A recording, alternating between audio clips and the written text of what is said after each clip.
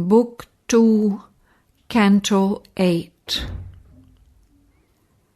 The world of falsehood, the mother of evil and the sons of darkness.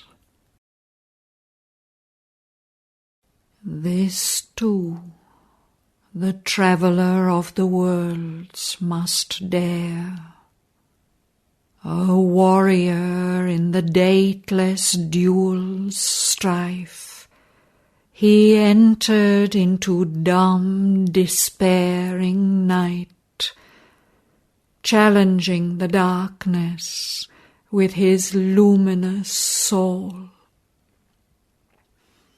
Alarming with his steps the threshold gloom, he came into a fierce and dolorous realm, peopled by souls who never had tasted bliss.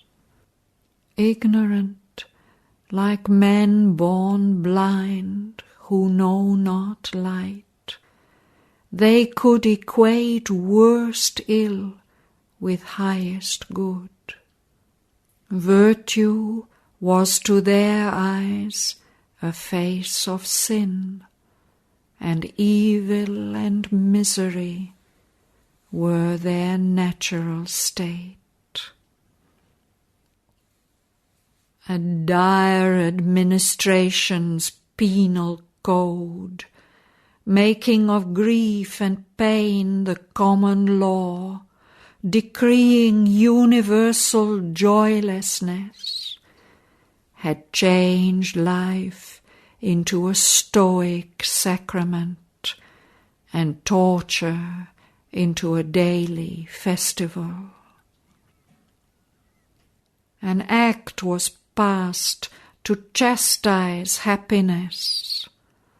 Laughter and pleasure were banned as deadly sins. A questionless mind was ranked as wise content.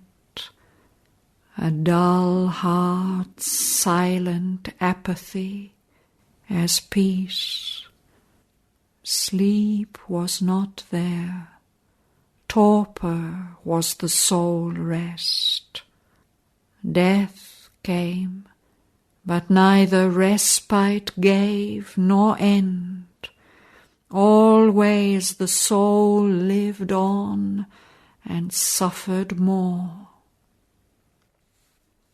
Ever he deeper probed that kingdom of pain. Around him grew the terror of a world of agony followed by worse agony, and in the terror a great wicked joy, glad of one's own and others' calamity. There thought and life were a long punishment,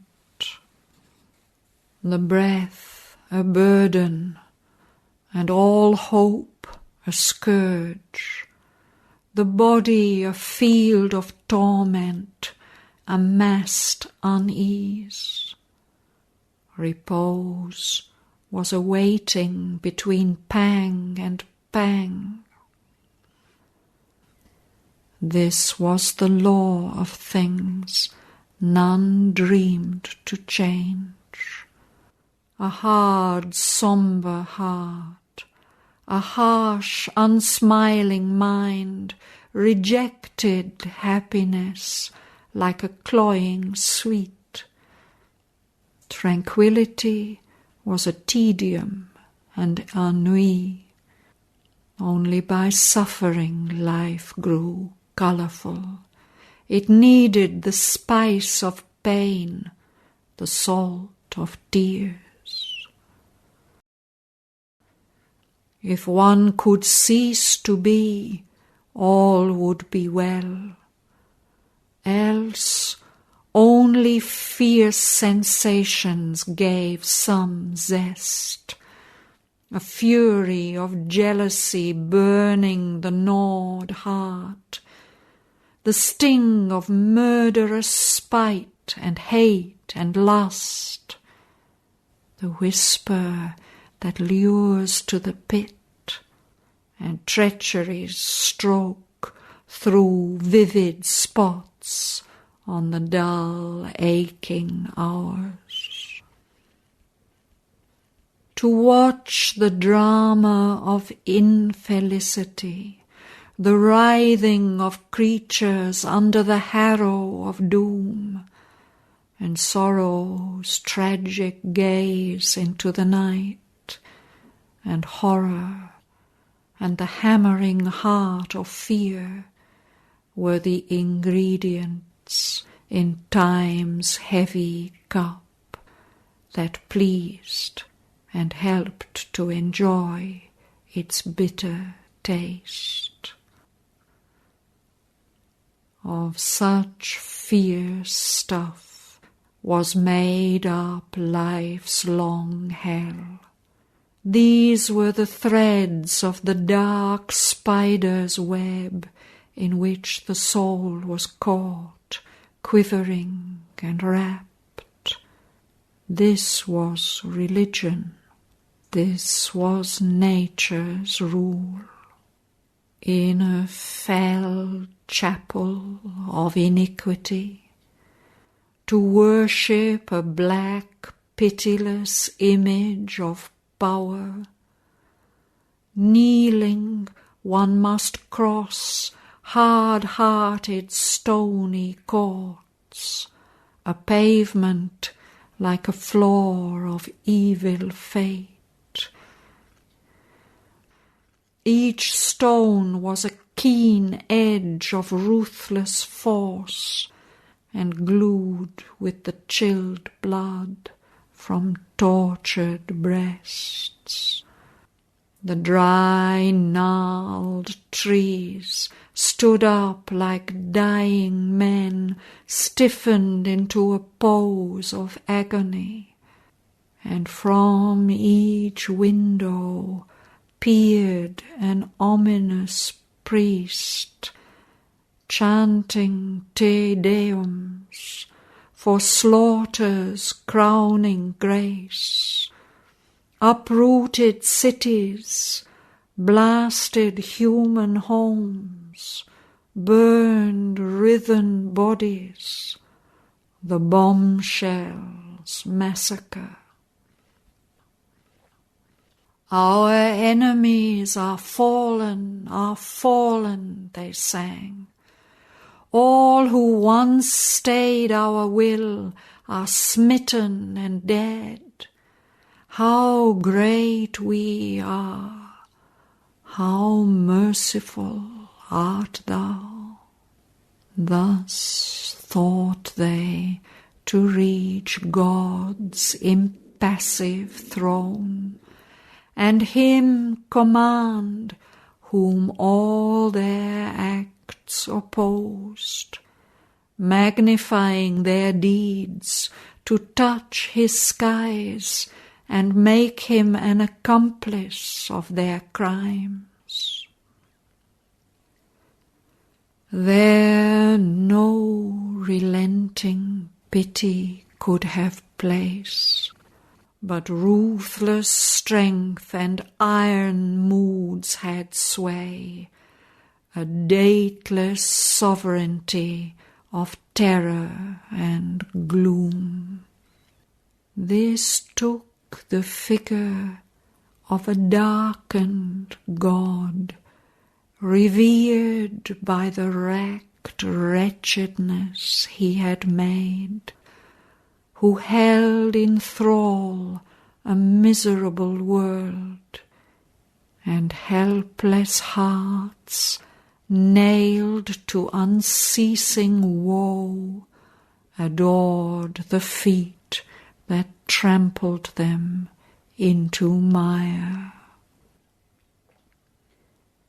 It was a world of sorrow and of hate, sorrow with hatred for its lonely joy, hatred with other sorrow as its feast, A bitter rictus curled the suffering mouth.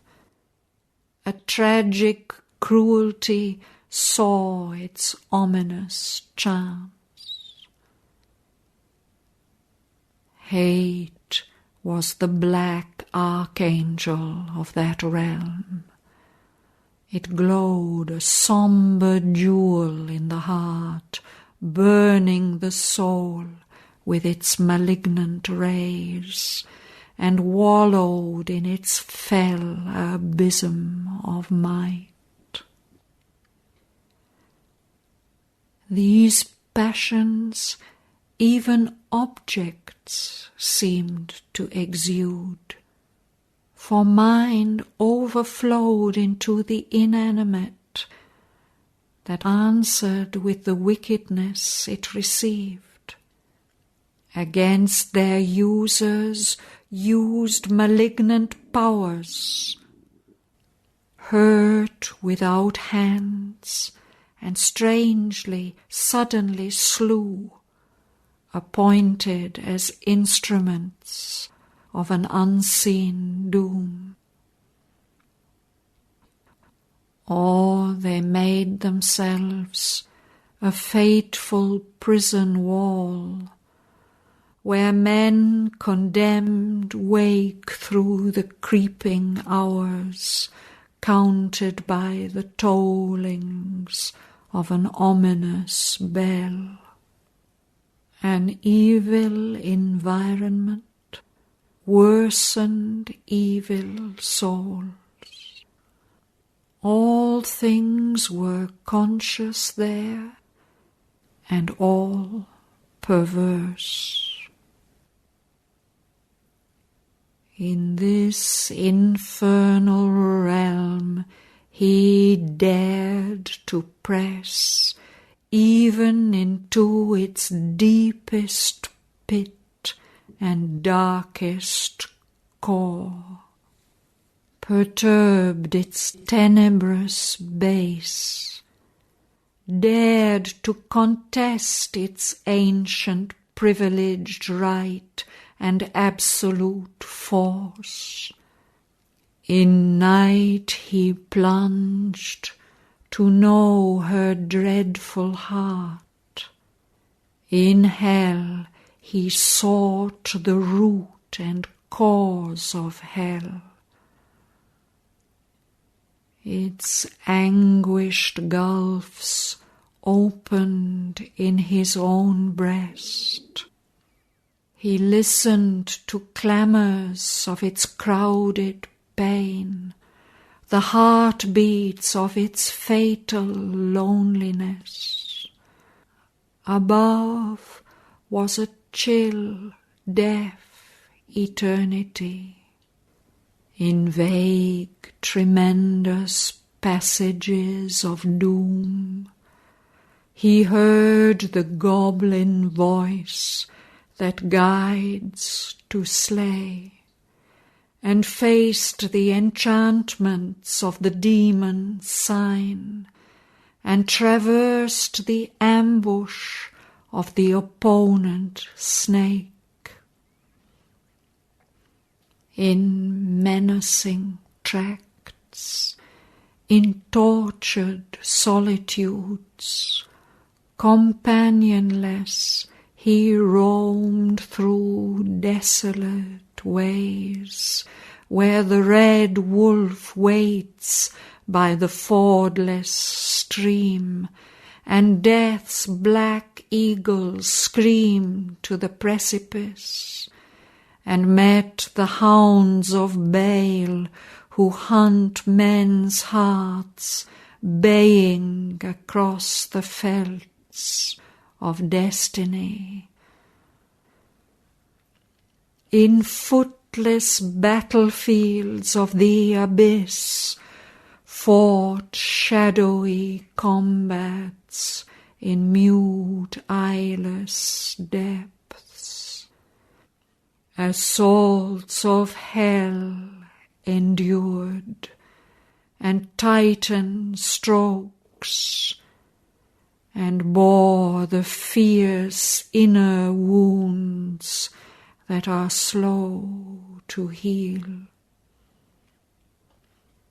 A prisoner of a hooded magic force, captured and trailed in falsehood's lethal net, and often strangled in the noose of grief, or cast in the grim morass of swallowing doubt, or shut into pits of error and despair.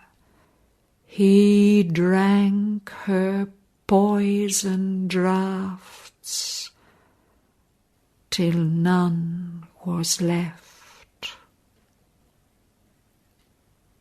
In a world where neither hope nor joy could come, the ordeal he suffered of evil's absolute reign, yet kept intact his spirit's radiant truth, incapable of motion or of force, in matter's blank denial, jailed and blind, pinned to the black inertia of our base.